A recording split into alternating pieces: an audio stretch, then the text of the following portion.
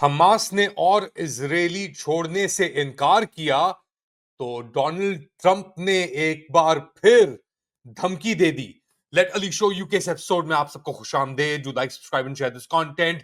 सूरत हाल मशरिक वस्ता में बद से बदतर होने का अंदेशा है।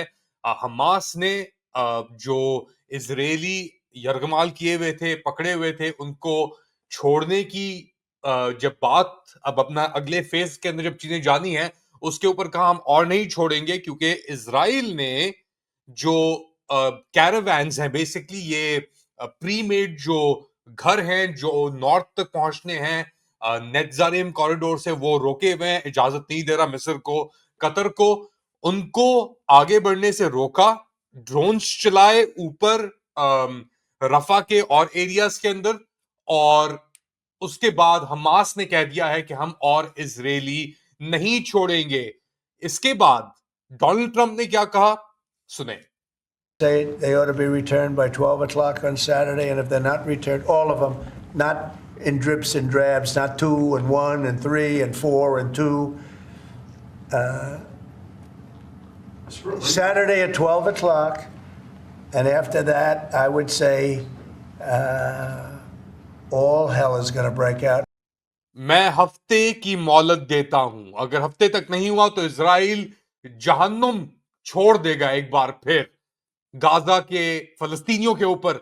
यह है धमकी डोनाल्ड ट्रंप की। और अब लग रहा है कि एक बार फिर हफ्ते का रोज अनकरीब ही है। बस कुछ दिनों के अंदर 15 फरवरी की डेडलाइन है, और उसके बाद क्या होगा ये अल्लाह ही बेहतर जानता है। मगर ट्रंप की तड़ियां खत्म नहीं हुई, और ये एक सीरियस धमकी है डेफिनेटली। इसके साथ साथ मिस्र और जॉर्डन दोनों को वार्न कर दिया गया है कि जो उनको इमदाद जा रही है, अब मिस्र इजराइल के बाद अमरीकी मिलिट्री इमदाद का सेकंड नॉन नेटो रिसिपिएंट है। और जॉर्डन तो है ही एक सीआईए स्टेट, तो अपने ही जो पिलर्स हैं मिडल ईस्ट सिक्योरिटी के, उनको काटने की बातें हो रही हैं। अब फलस्तीनी अगर गाजा छोड़ के नहीं जाएंगे तो फिर वो किधर जाएंगे इसका हमें नहीं पता, मगर ये सब चालें नेतन्याहू की हैं। पूरी दुनिया के अंदर इमदाद खत्म कर दी है अमेरिका ने, सिवाय इजराइल के। और अब इजराइल के नक्शे कदम के ऊपर ही डोनाल्ड ट्रंप चल रहा है। बहुत ही एक खतरनाक सिचुएशन डेवलप हो रही है इस पूरे खित्ते के अंदर। अब ये किधर जाएगी, कैसे निकलेगी? एक तरफ डोनाल्ड ट्रंप ने कनाडा के साथ ये 25% एल्यूमिनियम जो टैरिफ थे स्टील के ऊपर, विदाउट एक्सेप्शन, ना सिर्फ कनाडा, मैक्सिको, चाइना, सबके ऊपर लगा दिए। बस इजराइल एक सॉफ्ट स्पॉट बचा हुआ है अभी, और इसके इम्कानात मेरे ख्याल से बहुत एक ऐसी सिचुएशन डेवलप हो रही है दुनिया के अंदर, और अमेरिका के अंदर भी अब लोग सवाल ये पूछ रहे हैं कि यार हमने इसलिए तो वोट नहीं दिया था डोनाल्ड ट्रंप को कि ये उल्टा ही आके अपने हमारे ऊपर चढ़ जाएगा इस तरीके से कि अमेरिका फर्स्ट के नारे लगाए, लेके आया गया वोट, इसलिए दिया गया। और रेड मागा के अंदर ये जो मेक अमेरिका ग्रेट मूवमेंट है, इसके भी शेड्स है ना। तो जो रेड मागा है वो कहते हैं कि जी हम इजराइल को कितने पैसे दे रहे हैं, उनके लिए हम जंग पे जाने के लिए क्यों तैयार हैं। इनफैक्ट रिपब्लिकन पार्टी के अंदर अब एक दरार आ गया है, क्योंकि ट्रंप की जो बात थी कि मैं जाके लूंगा, अमरीकी फोर्सेस जाएंगे गाजा के अंदर, तो जो रिपब्लिकन्स थे जो सपोर्ट भी कर रहे थे, इनफैक्ट लिंडसी ग्राहम से बड़ा वॉर मॉन्गर कोई नहीं हो सकता, वो भी कह रहा है यार अमेरिकन सोल्जर्स क्यों जाएंगे भाई उधर, ये तो एक नामुनासिब सी बात है। तो अब बहुत मुश्किल हो रहा है ये देखना कि ट्रंप, कौन सा ट्रंप किस वक्त कहां बोल रहा है। हर चीज या तो एक ब्लफ है, हर चीज एक धमकी है। और उसके बाद जो रिएक्शन आ रहा है दुनिया के अंदर, वो बहुत ही एक अजीब सा एक माहौल पैदा हो गया है। कनाडा, हर यानी बॉर्डर सबसे बड़ा दुनिया के अंदर अमेरिका का कनाडा के साथ है, और इनके साथ फटे इजराइल का के साथ अमेरिका का कोई बॉर्डर नहीं है, लेकिन हमारे सामने है सिचुएशन जो है। तो ये मोडस ऑपरेंडाई चल रहा है डोनाल्ड ट्रंप का। दूसरी तरफ से चाइना कह रहा है कि गाजा के अंदर ये जो हरकतें हो रही हैं वो बिल्कुल नामुनासिब हैं, और कंप्लीट सपोर्ट चाइना ने अब दे दी है, रीअफर्म कर दी है फलस्तीनियों के लिए। और बीजिंग कह रहा है कि सवाल ही पैदा नहीं होता कि फलस्तीनी अपने इन एरिया से निकलेंगे या छोड़ के जाएंगे इन्हें। कुछ सर्कल्स के अंदर यह बात की जा रही है कि चाइना तैयार कर रहा है फलस्तीन के अंदर यानी गाजा के कॉन्फ्लिक्ट के अंदर फलस्तीनियों को मिलिट्री सपोर्ट प्रोवाइड करने की, और अगर इजिप्ट मिस्र के साथ ताल्लुकात और खराब होते हैं, एड भी रोक दी, कोई सिक्योरिटी गारंटीज नहीं है, तो एक जंग सी की ऐसी सिचुएशन डेवलप ना हो जाए कि अमेरिका और इजराइल एक तरफ हो और पूरा जो खित्ता है जिसके अंदर टर्की भी है।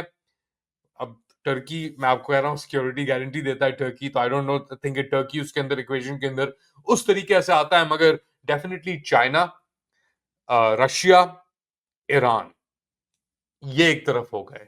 चले टर्की का अपना एक कंसिडरेशन है, नेटो ब्लॉक का भी वो हिस्सा है, तो एक नेटो ब्लॉक के अंदर ही एक कोलैप्सी सिचुएशन ना आ जाए और एक फ्री फॉर ऑल ना होना शुरू हो जाए इस सिचुएशन में। और अगर दोबारा ये जंग बंदी नाकाम होती है या तो, और दोबारा अगर जंग छिड़ जाती है और नेतन्याहू के पास तो वो mother of all bombs of Moab की वो बातें कर रहे हैं, वो जाके गिराते हैं इसके ऊपर, तो I think it will be a disaster. We are looking at a complete and utter disaster. और I don't think nuclear war is an option, but जो पिलर्स ऑफ ये वेस्टर्न अलायंस, ये लिबरल वेस्टर्न डेमोक्रेसीज का एक वो बना हुआ था, पोस्ट सोवियत कंसेंसस आप कह लें, कि सोवियत यूनियन के इख्तिताम के बाद जो इरादे थे कि यार हम एक नया वर्ल्ड ऑर्डर बनाएंगे, यूरोप भी होगा उसके अंदर, ये सब कुछ, अब हर किसी को अपनी पीठ खुद ही देखनी होगी। जर्मनी को देखना पड़ेगा कि रशिया के साथ ये एनर्जी की जो पाइपलाइन अमेरिका ने तबाह की थी, अब वो किस तरीके से अपने कॉन्टैक्ट्स करेगा उनके साथ। ट्रंप और ये मस्क कोशिश कर रहे हैं कि वहां पे कुछ किसी तरीके से एक फुटहोल्ड लिया जाए, ये far right neo Nazi type के एलिमेंट्स को तरजीह दी जाए, और डेफिनेटली ये एक मूवमेंट है वहां पे, मगर एनर्जी क्राइसिस अब इतनी हो गई है वहां पे बुरी कि ये सब अपना कंसिडरेशन सेकेंडरी हो जाती हैं।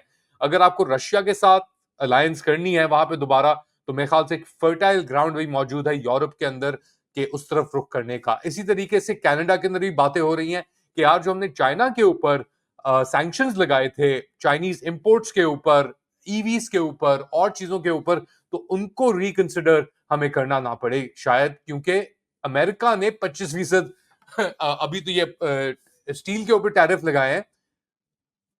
जब महीने की डेडलाइन पूरी होगी मार्च में जाके, तो फिर कौन से टैरिफ्स लगेंगे आप इमेजिन करें 1 मार्च को, और क्या कितनी सिचुएशन बिगड़ सकती है। अभी तो हम 10 फरवरी के ऊपर हैं, अभी एक महीना तक नहीं हुआ डोनाल्ड ट्रंप को आए हुए, और 11 फरवरी, और ऐसी सिचुएशन डेवलप हो गई है कि समझ नहीं आ रहा क्या होगा, कैसे होगा, किस तरह ये चीज एंड होगी, एंड गेम के अंदर जाएगा ये इसका। तो ट्रंप की अनप्रिडिक्टेबिलिटी ने दुनिया को डेफिनेटली हिला के रख दिया है, मगर उसके साथ साथ एक रेजिस्टेंस की भी लहर चली हुई है। कनाडा को ले लें, कनाडा की आबादी है कोई 4 करोड़, अमेरिका की आबादी है कोई 40 करोड़ के करीब, 400 मिलियन की आबादी है, तो 10% है कनाडा कंपेयर टू अमेरिका।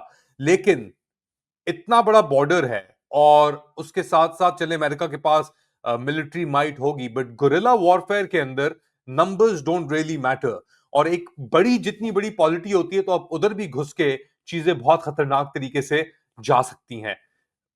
एक इंटरेस्टिंग सिचुएशन डेवलप हो रही है, मैं ये लफ्ज बहुत इस्तेमाल कर रहा हूं मेरे ख्याल से, बट एक खतरनाक सिचुएशन भी साथ साथ। आप क्या समझते हैं बताएं मुझे कमेंट सेक्शन के अंदर। Do like, subscribe and share this content. अपना ख्याल रखिएगा, अगली बार तक अल्लाह।